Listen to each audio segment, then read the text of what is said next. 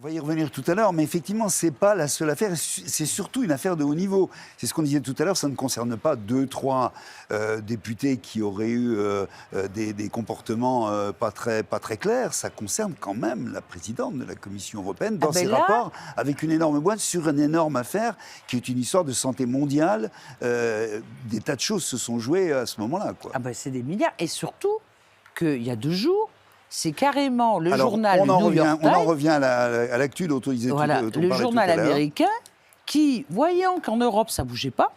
Parce que c'est eux qui avaient lancé l'affaire. Exactement. On est d'accord, hein ? Eh bien, ils disent, on saisit la Cour de justice européenne.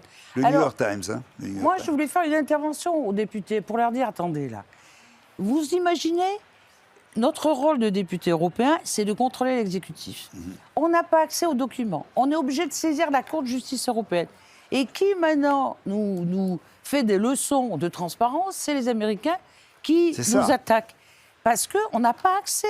Donc ça veut dire que la Commission européenne ne joue pas le jeu, mais que les députés européens, ils doivent tout faire pour faire en sorte à ce qu'on puisse avoir le contrôle de l'exécutif. Il y a quand même quelque chose d'incroyable dans le fait que ce soit un journal américain qui porte l'affaire devant la justice. Pour non-accès aux documents. Voilà, pour non-accès aux documents à l'intérieur de l'Union européenne, des institutions européennes, et quelle institution ? La Commission européenne, alors qu'on peut imaginer qu'il y a quand même un tas de recours possibles, et vous en avez cité un certain nombre, qui n'ont rien donné. Les recours. Ouais, c'est ça. La médiatrice, la Cour... Vous voyez, quand j'ai auditionné la Cour des comptes européenne, je leur dis, mais si vous êtes la plus haute institution, vous ne pouvez pas obtenir les documents.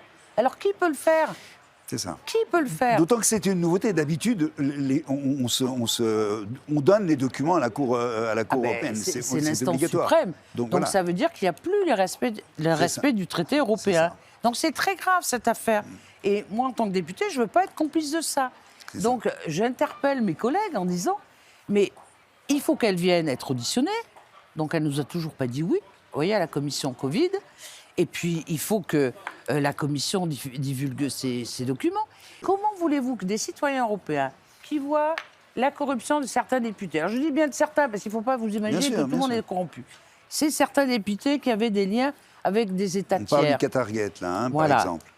Mais c'est peut-être avec on va trouver des choses avec le Maroc, avec l'Azerbaïdjan, etc. L'enquête se poursuit, hein, tout à fait. Et ça se fait par l'extérieur. Oui. C'est un procureur belge qui investigue au niveau des députés européens.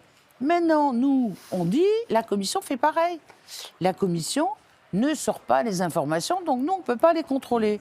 Donc, il y a quelque chose qui ne va pas quand même. Hein. Que peuvent cacher ces SMS, du coup ? Parce que cette résistance paraît incroyable.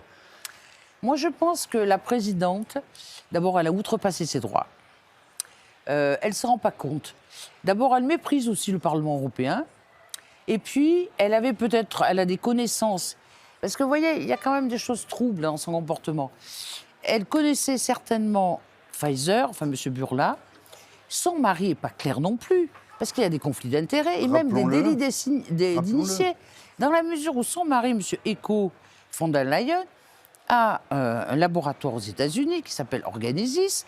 Et il a créé des filières et des filiales, que ce soit aux Pays-Bas, que ce soit en Belgique, que ce soit en Allemagne, en Grèce et en Italie.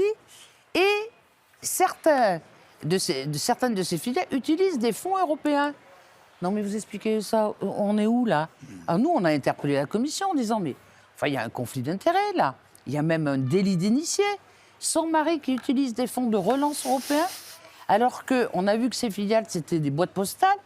Donc, déjà, ça, c'est pas clair. On a une présidente qui passe directement des négos en court-circuitant tous les experts, parce que maintenant, regardez la situation que sont les États membres. Pfizer dit, il y a 500 millions de doses que vous devez acheter. L'Italie, elle doit acheter 120 millions de doses. La France, 100 millions de doses. Il n'y a plus de besoin de doses. On va donner des milliards à Pfizer, qui sont devenus tous milliardaires. Évidemment. Tout ça parce que les contrats étaient mal passés avec la Commission. Donc on a besoin de savoir ce qui s'est passé. Elle a une responsabilité dans la corruption. Vous voyez, vis-à-vis des laboratoires, elle n'avait pas à négocier autant de doses. Ou qu'on me donne les experts qui lui ont dit qu'il faut acheter autant de doses. Alors, au début, parce que c'est les Polonais qui nous ont mis l'alerte. Ils nous ont dit, il y a à peu près 6 mois, on ne veut plus acheter des doses, parce qu'on nous pousse à acheter des doses, mais nous, l'argent, on préfère le donner aux Ukrainiens qui arrivent dans notre pays. Et la commission paniquée fait une réunion à Varsovie, et elle dit, bon, Pfizer a accepté de prolonger les délais.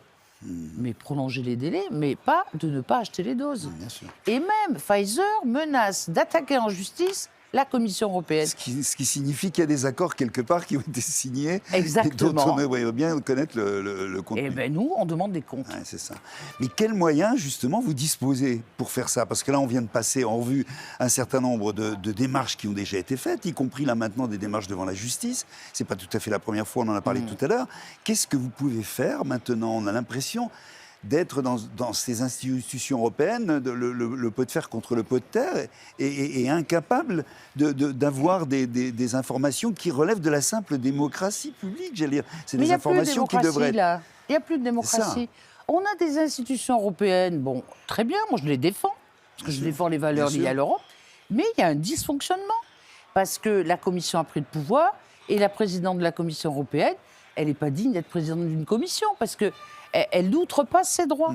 Donc, quelles sont les voies possibles? Il y a la voie de la justice. Parce que là, il y a quand même 2 choses.